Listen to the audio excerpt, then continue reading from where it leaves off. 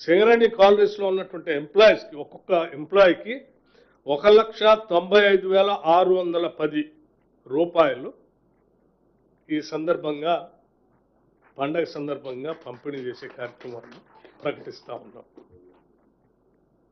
1 లక్ష, నేను మళ్ళొకసారి చెప్తా ఉన్నాను, ప్రతి కార్మిక సోదరుడి కుటుంబాలకి 1,95,610 రూపాయలు, 1,95,610 రూపాయలు ప్రతి కార్మికుడికి దీని ద్వారా పంపిణీ జరగబోతా ఉంది.